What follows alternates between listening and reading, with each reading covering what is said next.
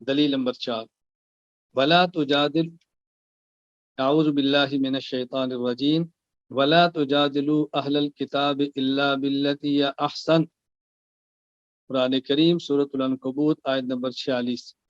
اہل کتاب سے اچھے طریقے سے مناظرہ کرو۔